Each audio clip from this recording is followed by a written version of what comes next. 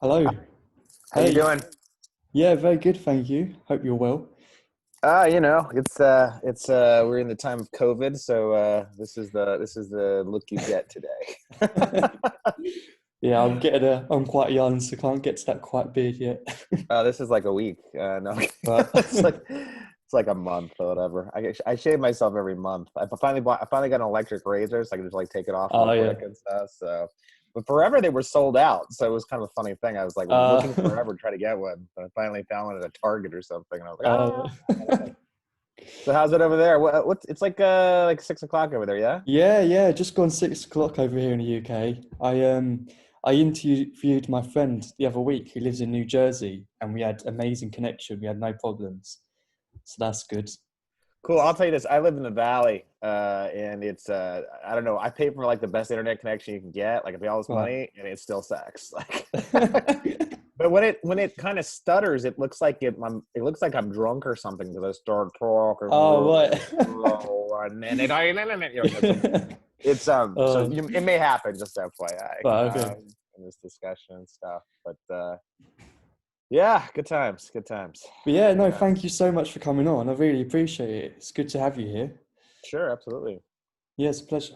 So, hi guys, I'm Peter from Faces of Fear, and today we have a very special guest with us. We have Alok Mishra, producer of 1BR, also called Apartment 1BR here in the UK. And in Japan, it's called Madhouse. Oh, right, okay. I didn't know that. Yeah, we just found out. They don't tell us whatever's whatever, and we just actually found out we were released in Japan, and we actually, as far as I could tell, we were in the top five, and then now Wow. we're like number 13 this morning. But it's funny because they've released us in a bunch of different countries, like in the last week, I want to say. And so it's been interesting to try to check, like on iTunes is one of the only places that gives you a decent horror chart that's like Yeah. consistently dated and stuff. And so they released this like on Sunday, I want to say, or Saturday. Actually, I'm not sure. Maybe when do they, how they typically release things on a certain day in certain countries? Like I think it's like maybe Tuesday in the UK or Friday in the UK. I don't know which one it is. Normally a Friday as well. Yeah. Okay. Yeah, so I don't know if they released this maybe last Friday, but when I finally figured it out, because I just do a daily check on, like I do a Google search every day to see if there's Mm. articles or something like that, and I found the trailer for our movie, but it was in a different language. It was in like Finnish or something. So Oh, that set me wow. down a path of like looking on the iTunes stuff and seeing like, okay, well, this person, the distributor that's it's called Najuta, who has us for Scandinavia, had this trailer up, and it was like in Finnish or whatever, and then it listed all the different places you can find the movie, and I was like, we're already up and running. I didn't even know this was last Sunday, and Oh, so wow. yeah, so we've been in like uh we were in the top 10 for a lot of the week for Denmark, Norway, Finland, and Sweden. And so, but it's interesting, like between those countries, like we've fallen out of the top 200 already for Denmark, Mm. but we're like in the top 10 for the other three countries I mentioned. And I'm not quite sure why that is. Like, it's weird to me. Like the Danish don't like us, or you know, doesn't speak to them. And I kind of feel like those countries are sort of similar culturally in a Mm. way. I mean, Yeah. sort of, I don't know. I've only ever been to Finland, actually. We went there for Night Visions Film Festival. You ever heard of that Oh, one? okay. Yeah, yeah, I've heard of it. Yeah. It's a great festival. It Yeah. is like one of the most interesting festivals. They have such fun parties, and like I got to meet the guys, Kirik from. Did you ever see the movie Why Don't You Just Die? Yes. Yeah, I have seen that actually. Fucking Yes. love that movie. But Yeah. the director is like a real like nice dude. Like he was a physicist before he became a director and stuff. But he has like a real twisted sensibility, and he was really cool. We got to meet him there. Is the point of it at That's all. pretty cool. Yeah. Yeah. Anyway, but I'm sure you have other questions. I'm sorry, I'm just droning on and on about No, no, nothing. I it's think fine. so. Don't worry. You taught me something new there. Yeah. I just want to say I cannot praise this film up enough. I absolutely loved it. I was just because it released on Amazon Prime here in the UK, and I think it was Mhm. a couple of weeks ago. I was just browsing through new movies to watch, and I came across one Apartment 1BR, and I was reading the synopsis, and I thought, okay, this really takes my interest. And I watched it, and when you haven't heard of movies and you come across them and they turn to be an absolute gem of a movie. I absolutely loved it. I thought the cast gave outstanding performances. It was gripping. It had me on the edge of my seat. I did not know which way it was going to go. Had you watched the trailer before, or you just went into it cold? Yeah, just went into it blind, really. Didn't know anything about it. It's so funny because we worked really hard on that trailer just to make sure it didn't give anything away. And the guy who cut is a super nice guy, and he did a great job. But Yeah. I find exactly as you said, if you go into it cold, it's so much better than even watching the trailer, because I think that there are enough twists and turns and you don't quite know where it's going. Yeah. Not giving anything. Well, I don't know. Are we spoiling things here? Or are we not spoiling things? We can get to spoilers territory soon. Okay. I Yeah. didn't know if there's sometimes people put something at the beginning of their show and then so can we curse on this too, by the way, just in case? Yeah, that's fine. Go for it. But yeah, I loved it so much. I ended up watching it again that night because I wanted to show my parents. I thought it was amazing. Oh, cool. You guys done such a great job. Thank you so much. That's very sweet of you. It's actually all David Marmor. He's the kind of genius behind it, and writer director. But first time writer director for a feature. We were first time producers. My producing partner Shane Worcester and I have a company called Malevolent Films. And the reason we hooked up with David was that his manager, Allard Cantor and Jared Murray, they have a company called Epicenter. They're also producers on the film. But Allard went to high school with my wife. And so we had one of those like douchebag meetings you have in LA where you meet for lunch and you talk about yourselves. And he's like, "Oh, let me send you some scripts." And I was like, "Sure, send them my way." And he sent me 2 scripts, and I never read them for 6 months. I never read them. And so I had another to the side. I mean, to be fair, I was working on something else really in-depthly, and it fell apart. And then I was like, holy shit, I need to get another project. So I just started reading 3 scripts a day. And he had sent me the movie Tragedy Girls and then 1BR. And I read Tragedy Girls and I was like, so I used to test movies for a living for 18 years. I did market research for film. So I tested all the movies for studios and stuff like that. And independents. And one thing I learned from doing it, it's really hard to do a horror comedy. I don't think you can, it's usually, they're like white stacks. You don't see a really good one Shaun of the Dead is a great example, but also Tragedy Girls actually is a good movie too. But having read the script, I was like, there's no way I fucking want to do this. And I told Allard, and he's like, yeah, well, that's cool. We just finished shooting that. So I was like, well, what the fuck do I know? But I did like 1BR, and I met with David, and we got along, had the same sensibilities, and he's just a super smart guy. I mean, he went to Harvard. He won't tell you that, but he's super bright, and started a video game company out of college, and him and his partner sold it to Activision. So he got to go back to grad school at USC for directing, and he's just he's alongside the guys that just wrote the last 2 Star Wars movies and stuff like this, So anyway, he needed a shot, and we were first time producers, and he was a first time director, and we're like, well, what could go wrong? And the answer is everything. I don't. Did I send you that article? That Movie Maker article. There's an article in Movie Maker magazine they let me write, and it was basically about all the shit that went wrong with our movie, to try to make it and stuff.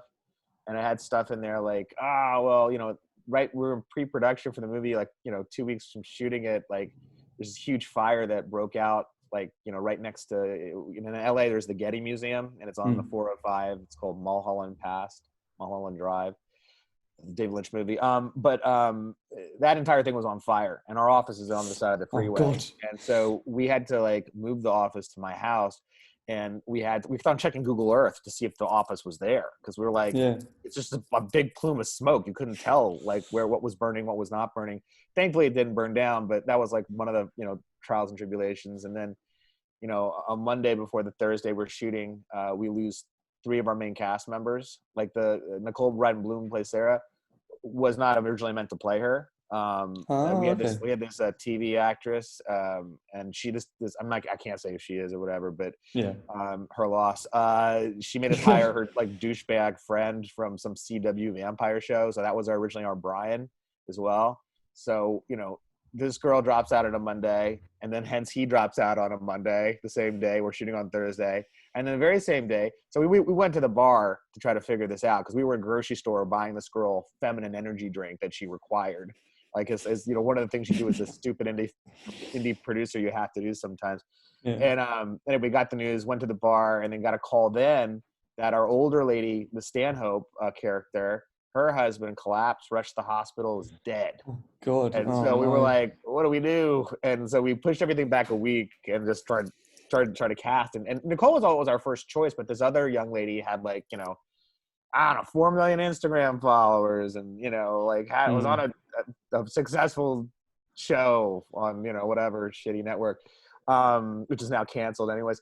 But the point of being, we had to regroup, and we basically got Nicole. She came out right away. She only got like 3 hours to rehearse with David, period, and just went and did it. And the girl can cry 8 different ways. She's amazing. She's like, you know, she had, when we were at our premiere at Fantasia Fest, she had to leave because she had to go read alongside some really famous people for another role. But she didn't get it. But that's a point of, I think this has made her very famous. This movie has actually been really great in terms of, like, kind of boosting her profile and stuff like that. And I think that you're going to see her in a lot of stuff coming up. I mean, I feel like, you know, I like to, like, pat ourselves in the back that we've discovered our Jamie Lee Curtis sorts, you know, over Halloween. And she's amazing. She's done a great David job. Marmor's Carpenter, let's say. You know? But, like, we'll see. I mean, you know, we'd love to work with her again. But I think she's going to be very famous from it. And the other guy that was great in it, Giles Matthey, who plays our Brian character, it was funny. Like, you know, we're just going to start. We pushed everything back a week to, like, the next Monday, right? And we're still sitting there on Friday. Like, before shoot on Monday, we don't have the stand-up character. We don't have the Brian character still, and we're just, like, scrambling, you know. And I asked for all these reels from people for, like, older lady actresses, and I get Susan Davis, who's, like, the mom in War Games, right? I get her thing and her reel, and there's a number at the end of it, and I call the number thinking I'm gonna get her agent or manager, and it's her. And I'm like, all right, this is highly inappropriate, but I'm going to pitch you the movie, and I'm going to pitch you us, you know? So I did, and by the end of it, she's like, well, I've never been in a cult movie before. And I was like, all right. So this is at 9:30 in the morning. By 11:30, we signed her. And then we're all, like, sitting again in a bar because we're just freaking out, and we're calling all our friends, like, hey, keep the agencies open for us, please, for our shitty little movie.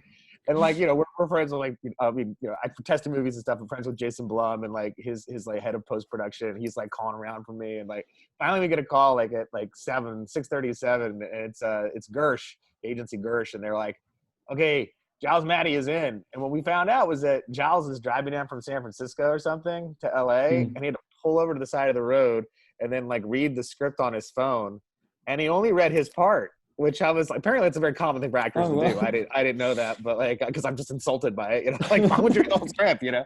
But I guess they do it so they make sure that they're not in a porn or something like that. And so he said yes, and we're like, we're shooting a movie on Monday.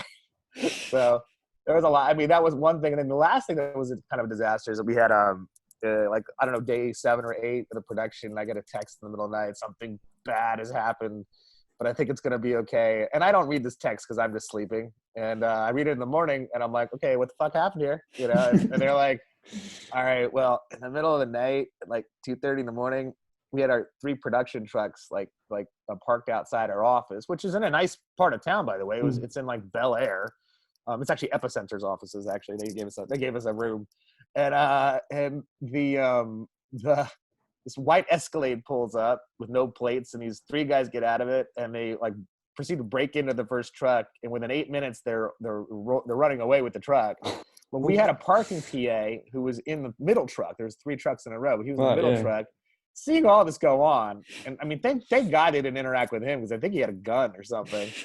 But this guy, like, gets in his own car and then chases the truck and is on the phone with the police. And it was like, you know, and the police are like, you need to stand down, sir. And he's like, I'm not going to stand down until you get behind this truck, you know. And so he takes it all the way across 3 different freeways near USC. There's a iconic Felix sign, Felix the cat sign that you always see in movies and shit. So right around there, the helicopter light comes on, and then three cop cars rush in. And now this is a televised chase, like on TV and stuff. Like, and so we had the footage. It's on the Blu-ray, by the way, if you ever choose to pick that up. Unfortunately, the Blu-ray is only available in America, so it's a little more expensive, but worth your while if you feel like you want to see some extras. And I was going to say, this like must be the best bonus features ever. My God. Well, we see. Here's the thing: we didn't tell. So, our director didn't know anything about this. Like we just kept everything from him because we're like, we're shooting a fucking movie in 15 days. We don't want to fucking worry about this. We didn't tell the cast. We didn't tell the crew. We didn't tell anybody. Well, very few people knew about it, but we just started an hour late. That was like the whole thing. And so when we went to Fantasia, we had like a great Q&A by this guy, Matthey, who's awesome. And he, we would arrange ahead of time to show the footage from the guy's arrest. And so what happens is the guy is actually very handsome. They call him a handsome felon, right? And like none of the actors knew, and they were just like, "What the fuck is this?" And so that's on the Blu-ray, like this whole Q&A with the showing the found footage and stuff like. I mean, not found footage, the actual footage of the thing. But it was pretty funny. The guy, it turns out that he was like new to it's a car stealing. It's a production truck stealing ring, and he was new to the ring. So apparently he turned state's evidence is what I heard. And he was supposed to pay us restitution of some kind, but I've never seen a dime. I don't know if I ever will. But I know that Naomi Grossman, who plays Janice, really would like to go on a date with him, apparently. Like that's what she told us. Yeah. I mean, he's a handsome fella. What can I tell you? You'll have to get the Blu-ray to find out how handsome. Well, considering all of that happened, you guys pulled it off. My God. I would have never known. We were very lucky. I mean, listen, we had great actors and we had, a great director, and, we all pulled our weight. I mean, it's really funny because you think you made a movie, we're done, but post-production's a whole fucking nightmare when you don't have any money, when you got to pull favors, so it takes a lot longer. I mean, the timeline of this movie is it was shot Christmas 2017, and we shot it at that time because you can get people for cheap. It's for money grubbing producers, it's an ideal time to shoot. And then we realized we needed to do a couple pickups and get a couple days worth of reshoots in. So 15 days to begin with, and then to get the band back together, we weren't able to get them back together until September of 2018. Oh wow! And we actually ended up reshooting the ending. We shot 2 different new endings for it, and then we did some more stuff where we had to actually. Everything that you see that's inside the apartment and stuff, that's all sets. That was all like built stuff. And when we finished, we wrapped the first set of shooting, all that went away. They just destroyed and trashed all of it. The only good news was that we realized my house had a similar floor to the floor of the sets. And so we were able to recreate in my office, we rebuilt the torture kind of room, if you will. And that's what we did, and we got some more more shots of that to make it a little bit richer and more terrifying. And so we did that then, and then we were trying to apply for festivals. The movie was not finished at all. We basically, it took another like 8-9 months to kind of get it into shape. When you don't have money, you have to do whatever, and add in special effects and whatever else. And so we applied to like 15-16 festivals, got rejected from everything. But thank God, because when it actually was in better shape, we actually had brought on Peter Polk, who is an executive producer on the movie. He has produced a ton of stuff with like Ty West, like House of the Devil, stuff like that. And so he was a big Fantasia Fest alumni, and he helped us, helped us. It was more finished at that point too. He helped us get a look there, and they said, yeah, let's do this. We'll do a world premiere for you guys. And so we did that, and then we basically went on this this great festival sort of trajectory or run that we went all over the world. Like we were like what's it called, this weekend actually you guys can virtually get Grimfest, I guess, in Manchester. If you like horror, I would definitely check that out. They had a lot of cool stuff over there, and I don't know if they're charging like per movie or you get a badge, you can see like 10 movies or something like that. But like there's like 6 movies that's on their list that I was like, that actually I can get on VOD here now, that I'm like, oh shit, I'm gonna definitely get those movies now because people are talking about them. I can see the chat rooms and stuff, and they're like, this was really great. And I'm like, well, I got 6 more movies I can use to add to my 31 days of horror and stuff because like it's confirmed 2 different places that it's good. But we were, we were at Grimfest, we were at La Tronge in France, Gerard May in the Alps of France, and Monster Fest in Melbourne, and Nightmares here in America, and Brooklyn, and Beyond Fest. And so we went on like it was 16 film festival tour of sort of the world, and we went to almost every single one of them, just to make sure we could, press the flesh, and next time we can just pick up the phone and say, hey, I got a new movie, I don't want to pay any money to get into your festival. So, and let me in because I don't make shit, so yeah, so we did all that, and then we actually at Fantasia we got picked up by Dark Sky MPI, who's our distributor sales agent, and they're a great partner. They do a lot of boutique films. Actually, there's one they just brought out that's coming to your neck of the woods, I want to say, in January. It's a movie called Host. It's unfortunately named because the fucking Shudder movie is Host. Yeah, and like, which was made in the UK. I was like, you should change that fucking name. They're like, nope, we're not. I'm like, okay. Okay, but, I'll look out for that. That movie's awesome. Look at the trailer. It's Yeah. like, I would tell you, it's the most ferocious horror movie of the year. Wow. Like, it doesn't pull any punches, and it's just fucking, it's dark. They're actually premiering at Sitges, I want to say today or tomorrow. So they've made it to, like, it's either Fantasia or Sitges, which are like neck and neck for like the top film festivals and stuff like that. I tell you, I did so much research into film festivals. Movie Maker magazine and Tim Malloy, I sat across from them at a dinner our lawyer was having, a steak dinner. I was like, I'm gonna get my money's worth out of this lawyer, because like I can charge us so much. We have David Pierce, he's a great guy.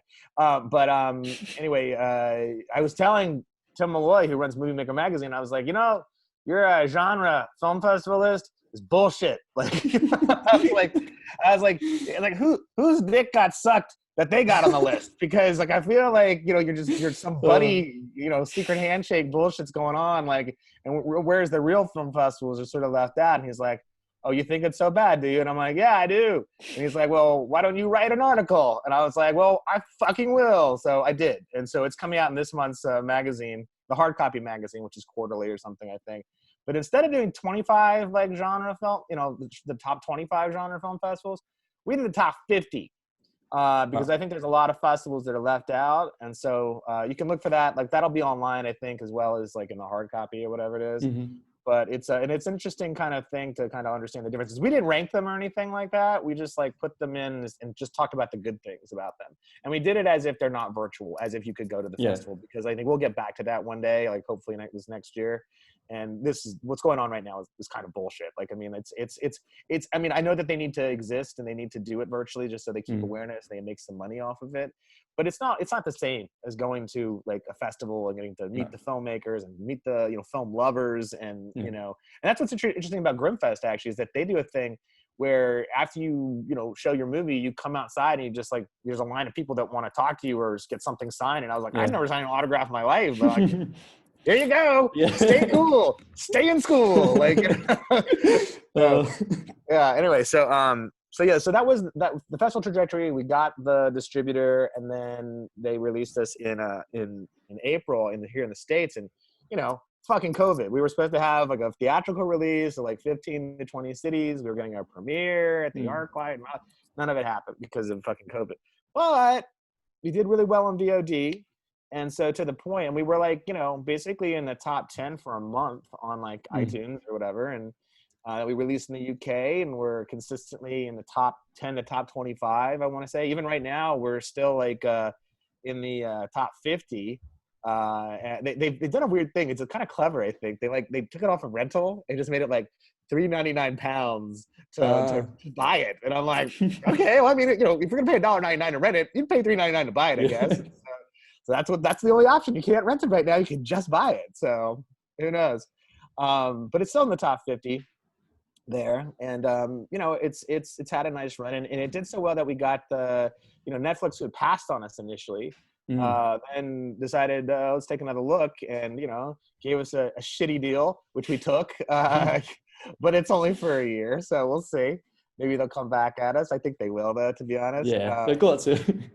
I think at this point they have. I mean, if I'm, just being transparent, but not telling you that much, I can't tell you anything about a sequel, allegedly. But we have studios taking a look, so maybe you'll see it theatrically, or maybe Netflix will just buy us out and just say we want to do a bunch of these. Because I mean, frankly, they don't really have a franchise right now. Yeah. I mean, like if they consider the Babysitter kind of thing franchise, God bless you, but like it's McG, who I kind of call. I mean, I like he's a nice guy and everything, I'm sure, but I kind of feel like it's like the poor man's Michael Bay. I'm kidding. Maybe we should cut that out. I don't. No, I'm sure you've seen on Twitter. I really want that sequel, and I hope we get it one day because it's just. I think there's a lot more. I think we will. I mean, the Yeah. idea is that we hopefully we saturate like the Netflix thing for a while, let it go for a year or two, and then in 3 years from now, 2.5 years from now. I mean, I ideally, like in 2.5 years from now, we'd start shooting something, and then have it ready for for the 3-year anniversary or something like that. Like, but we have a really interesting idea for the sequel that I can't talk about, but it's super cool. We're actually working with David Marmor on another project that I can't talk about either, because I like to JJ Abrams the shit out of everything. We're just like, what's in the box? I'm not going to tell you what's in the box. You'll pay to see what's in the box. So yeah, I mean, that's what we're trying to do with that. But yeah, we're doing that with him. But before we do that with him, my producing partner and I are working with this writer-director Marcel Sarmiento, who did the movie Dead Girl. And we're doing a movie called Emergent, and that's all I'll tell you is the title. But it's a bigger budget, and we're casting it right now, and hopefully we shoot it. Basically February, March is the idea. So we don't even know where we're shooting it, to be honest. We're just trying to figure that out right now, because it's like we may have to go to Eastern Europe or something. It's just wherever you can go where it's sort of COVID safer. Yeah.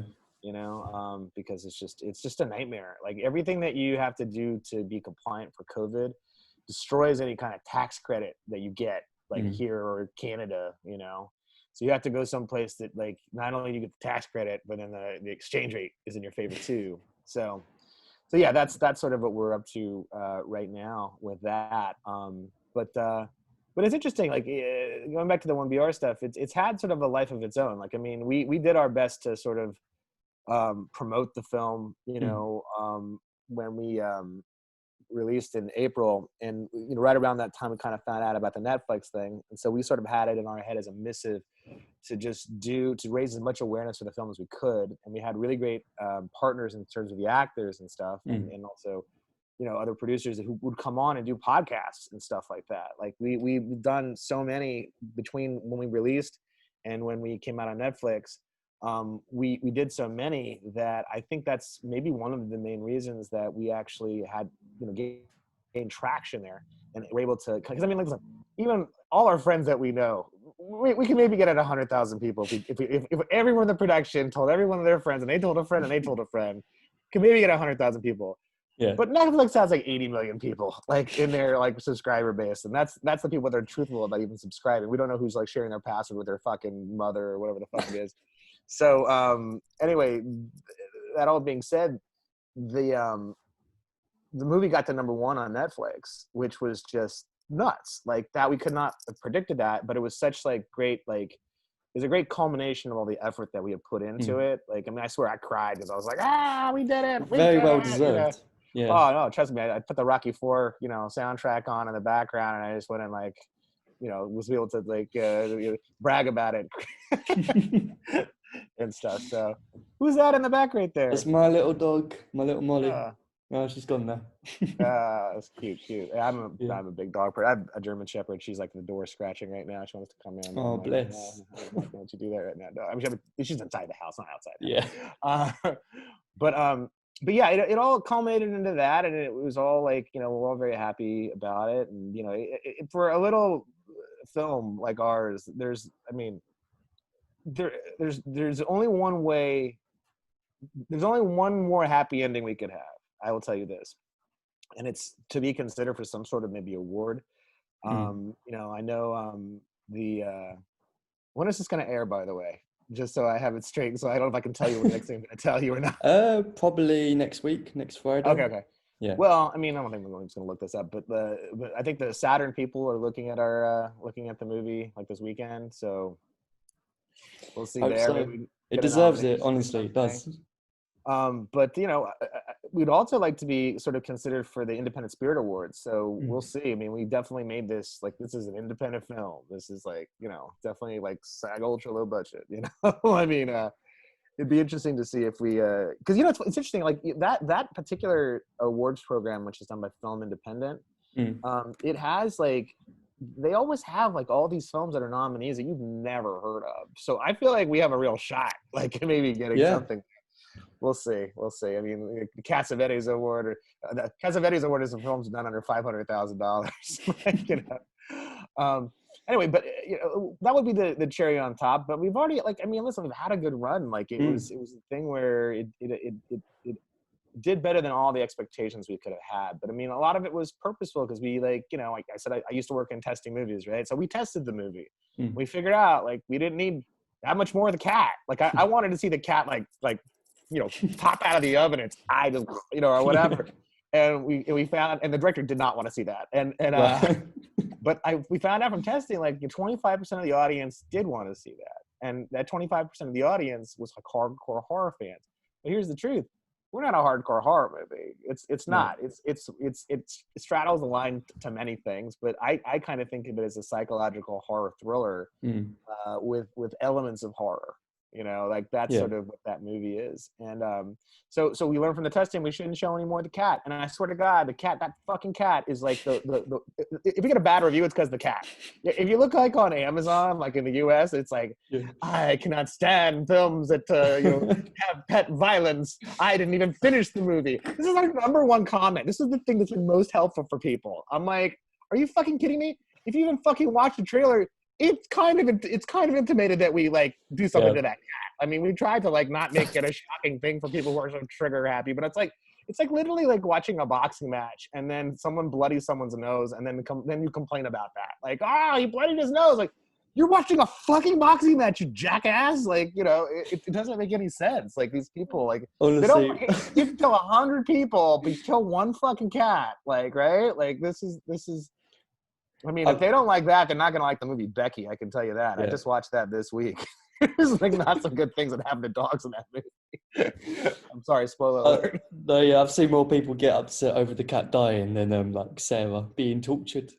Honestly. Yeah, it's ridiculous. Like I don't know what what you got to put on there. It's like it's funny that is the thing that gets people upset. Like I always think that's hilarious if that's the thing.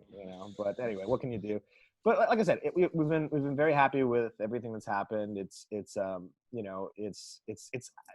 interesting thing to me, is I like to study these kinds of things, is that it's actually doing well all over the world. Like there was a talk that like, oh well, we don't think this is gonna speak to people.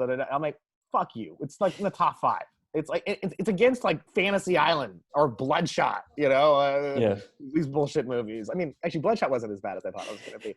I've been on and on social media. I mean, I don't say I do the social media allegedly, but every time we were close to beating Bloodshot, I'd be like, "Oh, Satan, Dark Lord, help us!"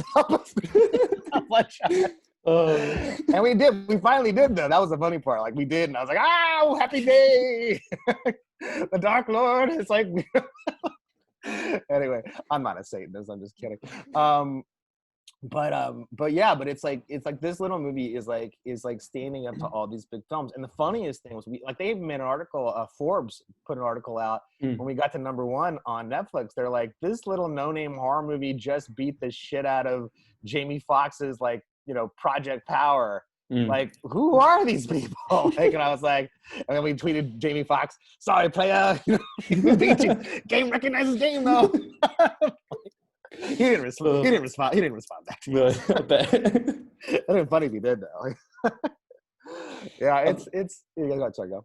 No, just because I think with Halloween season coming up as well, that might help out a lot. Yeah, it's been a like almost weirdly lucky trajectory the way it all worked out. Like, Mm. I mean, like we had COVID. Okay, so people are watching shit more than they ever would, and they need Yeah. good stuff. And there's not a lot of good stuff. Okay, so you get to stay in the top 10 for a month. You should have been maybe in the top 10 for a weekend, like, but you get to stay in for a month. You know, same thing all over the world. These things keep on. People still keep on having to lock down again. I mean, I don't know if you guys lock down again where you guys are at.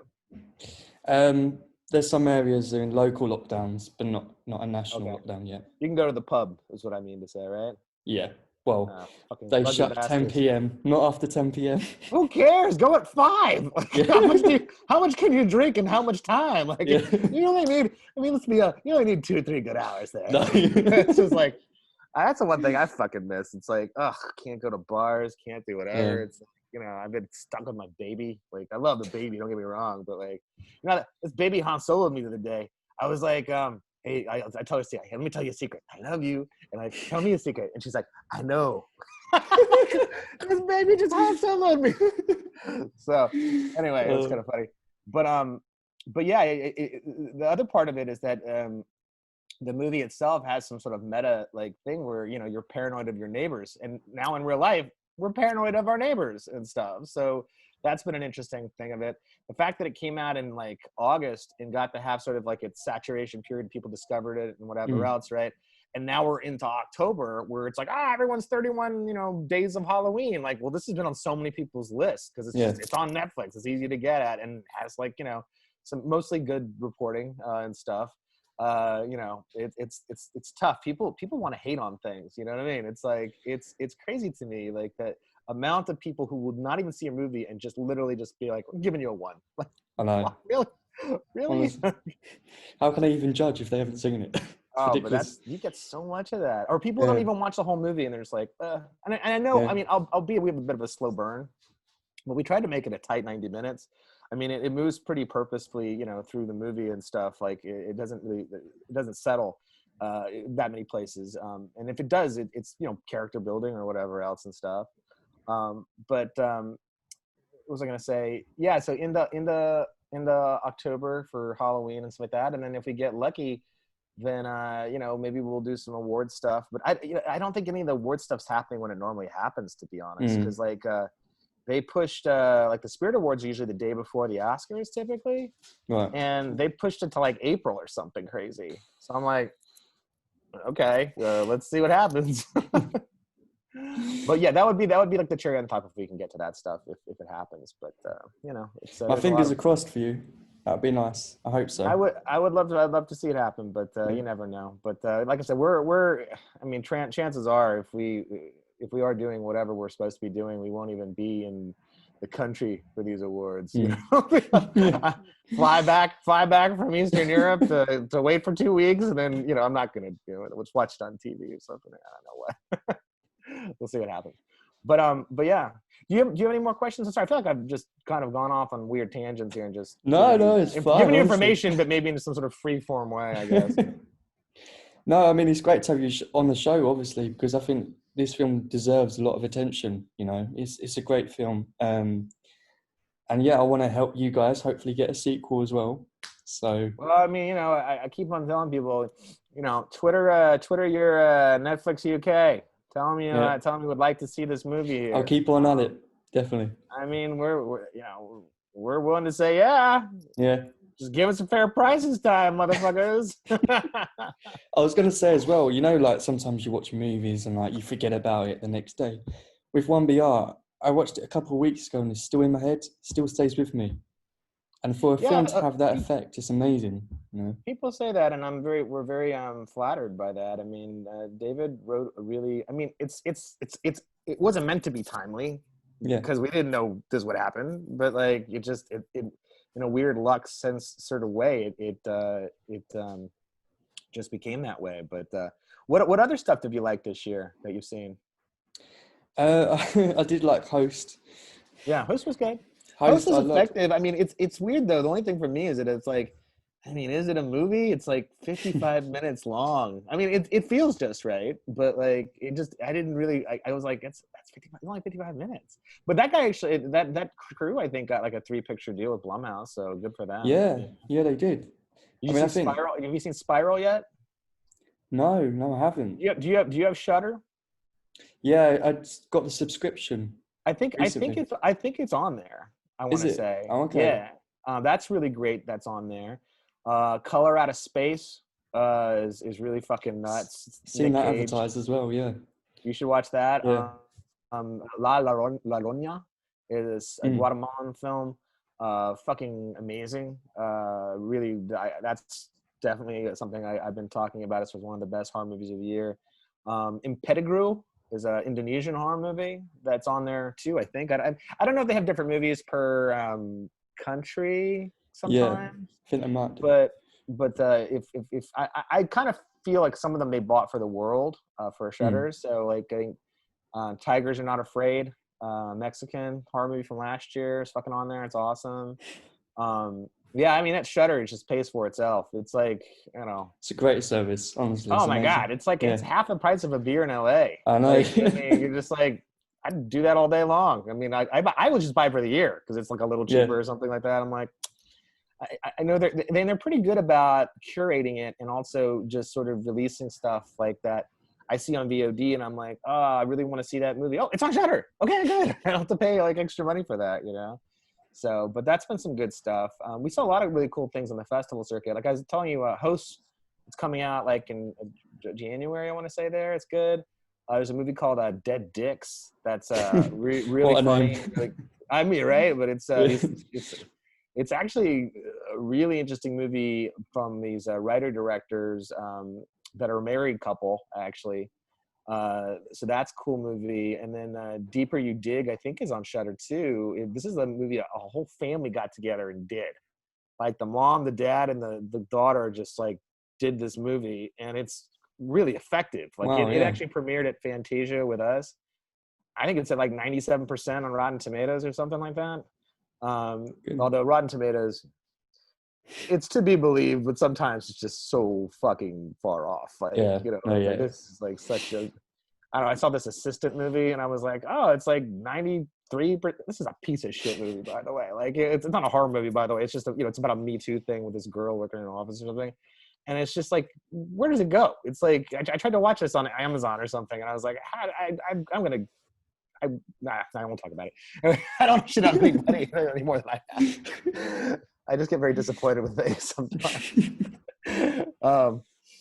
No, but like, I mean, there's been a ton of good stuff that's done really well in the indie horror space this year, just because there's not been a lot of stuff. Like the Pierce brothers with their Wretched movie was cool. I don't know if you saw that yet. Mm-hmm. That's on Hulu here. I don't know what you guys have over there, but that's like for rent and whatever right now, I think, over there at VOD. But that's been interesting. And then like there's another one was I thinking of the Scare Package was really interesting. If you didn't see that one yet, that's a fun one. It's a comedy, more of a comedy horror thing, to be honest. But Joe Bob Briggs is in it. Gotta love him. Yeah. You get the Joe Bob Briggs on your Shutter over there, right? Yeah, I think so. Yeah. Yeah. Yeah. That's like I look so forward to that. He is such a interesting inspiration for a lot of, I think, people that are like in this mutant family or whatever. His take, he had a great monologue in One Take of the Dead, that the Japanese zombie movie, and it's for filmmakers, and it says so much. It's such. Did I send it to you? I feel like I've sent it to a lot of people, but it's like it's a monologue called "Keep Rolling." And you can just look it up on YouTube too, because it's there as well. But if he has this whole great thing where people come up to him like, "Oh, Joe Bob, help me make my movie," and like, and then they tell you 100 reasons why they can't. And then he's like, here's what you do. You don't ever call yourself an aspiring filmmaker. You are a filmmaker. Yeah. You get up every day, and if you have a day job or whatever you got to do, you do that day job, and you spend an hour each day putting together your movie, whatever that is, right? Like I was telling you, like you did that short film that was pretty cool, atmospheric and stuff like that. And I was like, dude, just make more of a mythology and like go back and shoot some shit over there. You know what? Because like it seems like you have a pretty good eye, and and you can get people to work for free a lot of times if you're passionate about it. You know what I mean? Like that's a big deal. Yeah. And No, thank you. Appreciate that. Find a producer that's like wants to support you. You know what I mean? Like that's the other kind of piece of that puzzle, I want to say, because you can't, you have like your short film is amazing. Like you need to go back and shoot the feature. And I would tell you this: don't do any more short films. Don't do that. Just fucking whatever you're gonna do, just go do a feature. Because even if it's like small and looks cheap or whatever, at least you did it. You know what I Yeah. mean? Like at least you made something that you can be in the club now, right? And once you have done something, and who knows, maybe it'll turn out fucking great. Like maybe you're like making the next Blair Witch. You know what I mean? Like it's so interesting to see what people do with no money. Yeah. That the Deeper You Dig movie is a prime example of that. Like, go look what they did for nothing, and it may take you 2 years to make the movie, but that's okay too, because if you've made something, people will trust you to go make another thing, right? Yeah. I think that's the big thing of it. Like we had done nothing. We were rolling around for like a year and a half to 2 years trying to get money, and no one gave us money, and like finally, like I fucking allegedly mortgaged an already paid off house to like make a movie, just because I was like, we need to do this. Like, we're not almost getting any younger, you know what I mean? So it's like, yeah, that's what I would tell you. That's my advice. Yeah, thank you. I really appreciate that. I mean, it's quite amazing. Like, we're only a small, medium YouTube channel, and we've had quite a few offers from like people in America, even wanting to write scripts for us, wanting to star in our short films, and it's a privilege to hear that. Yeah, no, of Feels course. I good mean, feeling. you just gotta like get out there and make something now. Yeah. I'm gonna make another something. I'm Yeah. trying to say. You know I what mean, we've got another short film releasing for Halloween called Judgment. That's our take on our like first proper dark horror film. We've stepped it up a level. Okay. Because Out of Bounds, our first one was more of an adventure film. But Is yeah, it finished already? it's all finished, all ready to see it. So it'll be out on the 31st. All right. Well, you know what? I mean, we'll talk. I mean, we can talk after we finish recording this. I can tell you some stuff. Oh, okay, thank you. Yeah, cheers. But no, yeah, we would love to make a feature one day. I think we'll definitely work towards doing that for sure. Well, listen, the shorts are all practice for that, but at a certain point, you waste so much of your time and your energy on these shorts. Like, it's been working on it for 3 months. Like, you could have spent a year and done a movie. You know what I mean? Like, it's like you just got to make a decision at some point. And another thing too is just confidence. Yeah. Like, you just need to like whatever you're doing. Just you're that thing now. You're a fucking director. You're a fucking filmmaker. You're doing it. You're gonna do it. And that confidence, and it's infectious. Yeah. And people see that you are like passionate about it. They will help you. You will find money. You will find friends. You will find whatever, as long as you you have a good script. You have a good script. That's one thing too, though. Yeah. It's a blueprint for everything. So if you want to spend some time on something, spend some time on that. Then the rest of it hopefully come together. But yeah, listen. Any other questions? Yeah, I was going to ask you actually. I was going to ask, what was the moment you realized you wanted to be a producer? How did you get into filming? Well, I had tested movies for like 18 years, and so we'd work with all the filmmakers. You're like, oh, Ron Howard's complaining to you about this thing, and you're like, yeah, it's true. This is right. The studio is fucking you, or whatever. Or whoever is talking to you, you're sort of friends with them. And I got a divorce, and I was like, I just what is it all about? And so I went on a pilgrimage to sort those things out, and I came back with the idea that I wasn't going to do this anymore. I wasn't going to do the job that I was doing anymore, and I was going to produce film. And whatever I did, everything was going to go towards that. So I was able to like be financially well off enough to kind of quit my job and just go after this dream, and finally came true. So that was I always wanted to do it. But the market research is a cruel seductress in terms of it paying well and setting up you for a lifestyle of interesting things, but not that fulfilling at the end of the day. So that was sort of I hope I answered that question right, but that's sort of what happened to me. Oh, cool! Thank you for that. I was going to ask as well, if you could remake any horror film of your choice, what would it be and why? That's an interesting question. I don't know. I belong to this movie group, and we watch like just really bad movies. It's our quarantine movie group, and there's always been this movie from my childhood, which I know is just a bad movie, but I always wonder in my head how you could remake it and make it a good movie. And it was this movie Megaforce.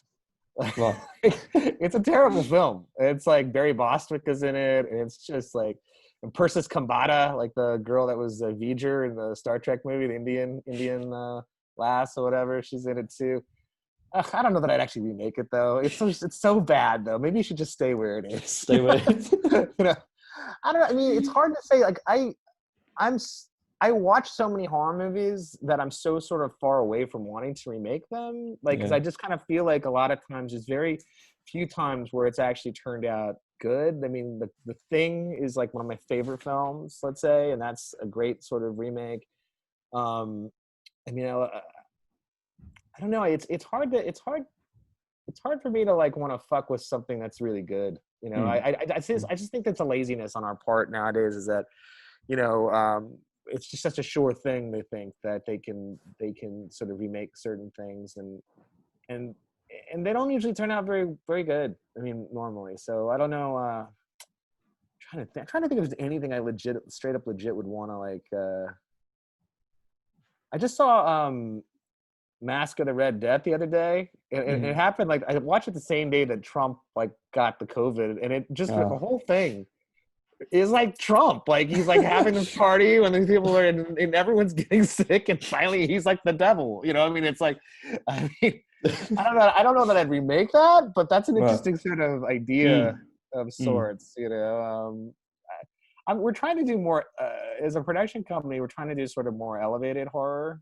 If that makes sense, like stuff like The Witch, you know, stuff that's, you know, almost anything A24 is doing. You know, there's a great movie. I don't know what's the date today. It's the 10th. I think it comes 10th. out like in like 2 weeks or something for you guys. Saint Maud. Oh yes, I really want to see that. That's a cool movie. We saw that at Girardmer in the French Alps in January, and the last who does that one or directed that one is Rose Glass. First off, she's a huge sweetheart and amazing, and she just beat the shit out of everything over there. Like we won the audience award, and that was the only award Saint Maud didn't win, right? Because it won everything over there. She was like, I have so many trophies, I can't get it. You know? But that movie's a dope movie. It's a bit of a slow burn, but comes out in theaters there. I mean, if you have any theaters open. I think it is out. Cineworld is closing down, right? Or something. I miss the cinemas so much. I know, obviously, safety. Are any of the cinemas open now? There where you're at? I think just weekends now. I think that's it. Pretty much closed down. That's. I mean, I haven't been able to see Tenet yet. I didn't even watch a trailer for Tenet. I was so looking forward to it. I didn't want to know anything. I just wanted to go in, and I fucking can't see it. I'm still waiting to see Tenet. I mean, they're definitely not opening up shit in Los Angeles. I can tell you that. Like, we are like, of anyone considered of lockdown, we are the most like, you know, locked down. Only thing I have to do every week is go to goddamn grocery store. That's the only thing I can do. And I go to see my parents here, and again, we go swimming and shit. But I got a pool myself, so I don't need to go to their house. But my point is this: I don't get to go out, and I'm very upset about it. That's the idea. Going back to your question, like, what would I remake? I'm just trying to think about what I would remake. It's like I can't even. I don't think I can answer that question. I feel bad. Get back to me on that one. Yeah, I'll have to do some thinking. But yeah. What's next? I was going to say, what genre would you like to work in next, apart from horror? Well, we're doing. I want to stay in horror mostly. Is the idea. I think my producing partner wants to make a Western one day. I could do that if it's like, you know, something Clint Eastwood-esque or something. But mostly I think that we're trying to build a brand with our company right now, or a company called Malevolent Films. And so, you know, the next couple movies are definitely going to be sort of this elevated horror thing I keep on talking about. So, but maybe different versions of it. Maybe there's some sort of like sci-fi horror or, you know, that kind of thing. That'd be cool. Generally, we're going to stay in horror. I'll keep an eye out. Definitely keep an eye out. I was going to say as well, you probably can't give me the answer to this. But if we were to get a sequel, hopefully, to 1BR, Sarah and her dad have such a complex relationship. I feel there's definitely a lot more to explore there. Would he have a more prominent role in the sequel? You know, sadly, you cannot say. As yeah, I mean, it's we're just trying to keep that super under wraps because I think that I think that it's going to be very interesting to see what happens next. That's what I can tell you. I love the plot twist, by the way. I mean, we're diving into spoiler territory now. But I absolutely love the plot twist. I think that was great. And I hope Cool. she makes it out. Yeah, I mean, people don't quite know what to make of it at the beginning. They always think it's maybe some supernatural thing or a slasher thing, and then becomes something else, you know? I mean, there's definitely a lot more answers to be answered. Obviously. Yeah, I mean, I think there's definitely we drop, if you go back and rewatch the movie, there's definitely some breadcrumbs in there. Yeah. Okay, I noticed some things watching the second time that I didn't notice the first time. I mean, there's stuff that you will notice even further upon repeat viewing. I bet. I will say that if you just make a list. Also, people play a drinking game when they see me in the movie, because I didn't want to be in the movie at all, but they kept on being like, "You need to get out there. We need fucking more extras." And I was like, "This is bullshit. You know that, right?" And they're like, oh, "Fuck you, just get out there." I'm like, "All right, fine." So people do a drinking game when they see me, but you should make sure it's a big drink, and it's not that powerful, because you'll get drunk by the end of it for sure if you're doing that, playing that game. My producing partner and I are movers number 1 and movers number 2. That's our name in the movie. You'll see us in the background. We're always moving shit. And one of the other producers, Allard, who's like David's manager, he's always lurking. So he's lurker number 1. He's always like around the corner and stuff. And like. Last question, because I don't want to take up too much of your time. But we all have like a top or favorite cinematic experience. Mine personally, one of my top favorites was when I saw Avengers Endgame in the cinema last year. The cinema was absolutely packed with fans. Obviously, when like Iron Man died, you could feel the emotion in the room, and that was such a powerful moment. I was wondering what yours is, one of your top or favorite moments. I mean, that was what you just mentioned. I'm a huge fanboy in that regard. Yeah. And I mean, I was testing a movie in Australia when the first one came out, the first Avengers came out. Yeah. And like, I was a big comic book nerd when I was a kid, and I fucking cried during that movie when I saw the helicarrier. I was just like, that is what 10-year-old Alok imagined in his head, and it is here. It is fucking on the screen. I like cried a couple times in that movie. I mean, I cried during the last movie too. Like, it was just, I mean, I watched it the other day on like TV, and I cried. I was like, don't come in here, honey. Your girly man of a husband is bawling over fucking Iron Man again. No, but I mean, I love that movie. I mean, there's so many, gosh, like, what is there? Like, I think that, like, not only like, I mean, Iron Giant kills me when like you get the very end, and you want to see me cry. You'll make me cry every time if you make me watch that movie. It's like, it's just a done deal. Or Scrooge when Bill Murray does his monologue about Christmas. It just kills me. That's a great cinematic moment for me. I mean, there's so many. There's so many just to even pinpoint it. It's interesting. But I mean, my favorite movies are very standard shit. Like, I love The Godfather is like my favorite movie. And like, what was I watching the other day? The Commitments. I watched The Commitments the other day, and that's a great fucking movie too. I mean, I just so much has gone into me, like, in terms of my love of cinema. I've been a big Anglophile for a long time. When we tested like Borat, like, I was in the UK, and I was opening our UK office, and I saw all this shit that Borat had done that they then redid, like, for the movie, like, and they hid it. You can't find it anywhere online. They disappeared it, like, in the most interesting way. And I tell you, when we did the Borat movie, Sacha Baron Cohen is fucking so smart, this guy, because we tested the first movie 4 times, right? And it tested like, it tested so well, Then he paid out of his own pocket, but then tested another like 13 times, because he would just change like one joke and just want to see. He'd just sit in the back with his pad and just like be scribbling, furiously. And we've always seen that with him, for example, like, whether it's the Brothers Grimsby or it's like The Dictator or whatever, he tests his movies like 20 times. He's really, prolific with kind of doing that. I mean, now you can't test anything because of COVID and stuff like that. But I tell you, I'm looking so forward to Borat 2, as a thing. What was the question? Sorry, I've just gone off on a tangent here. I feel so bad. what were the movies that I love? Like I love The Godfather. I love Goodfellas. I love like John Woo movies though too. Like Blood in the Head or Hard Boiled, and and but then I also like Richard Curtis movies and shit. Like that time travel closet movie just kills me too. I forgot what it's called. About Time. Right? I mean, I'm a softie for that kind of shit too.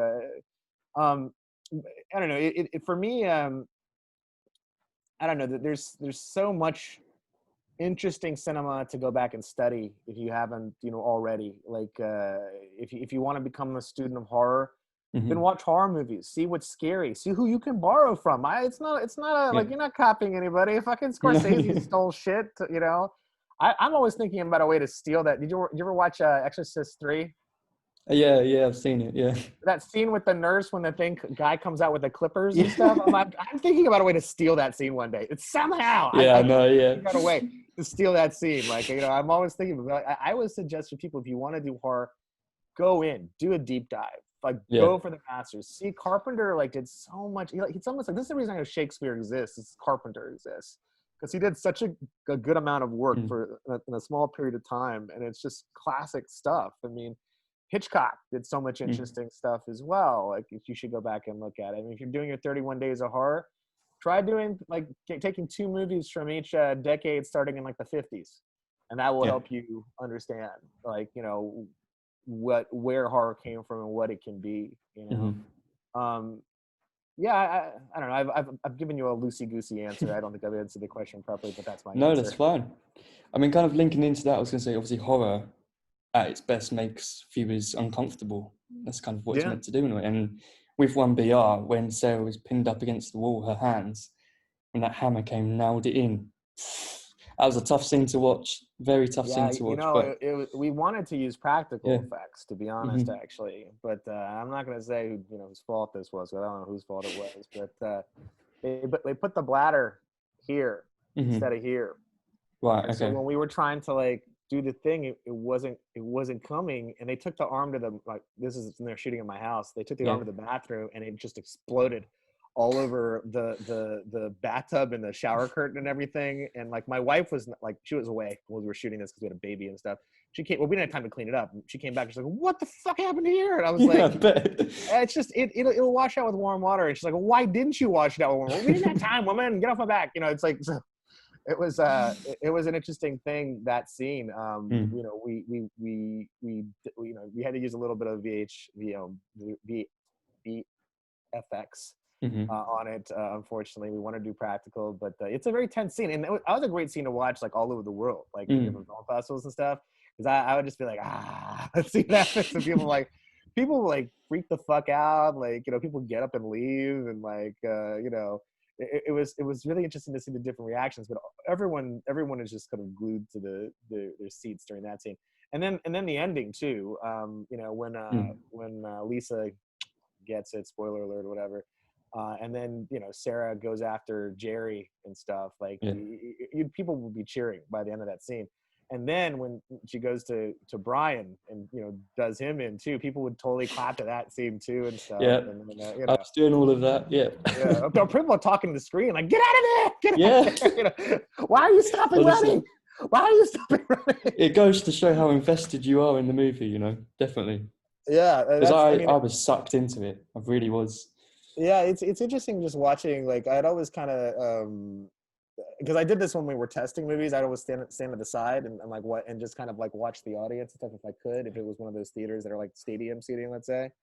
But sometimes it wasn't, so I had to kind of stand on the side to sort of see people reacting and stuff. And you can always tell people were enjoying the movie. This is an interesting fun fact. When they put their hands over their mouths, because they're so invested, they're like, "Oh God, what's going on?" That is the level of emotional investment that they have, is that they just have to just literally just or this, of course, this was a big one, that that's always good to see. Yeah, well, thank you so much for coming on. I don't want to take up too much of your time, but I really appreciate it, and my fingers are crossed. I hope you win some awards. And I hope, let's see. Yeah, my fingers are very crossed. But thank you so much for coming on. Is there any final thoughts you want to share with the viewers? I mean, just if you haven't seen it, go see it. If you like it, tell a friend. If you don't like it, then shut up. Yeah, yeah, definitely. I highly recommend it. It's a great film, and you all Thank done you. a fantastic job with it. We appreciate that. We appreciate that. It's high praise. We definitely appreciate our fans and our journalistic friends and everything else. So, but we appreciate you guys for sure. I'll keep tweeting Netflix, definitely. Appreciate that. So, if you can stop recording, I'm gonna tell you something about your short if you want real quick. Yeah. Okay. Cool. Cool.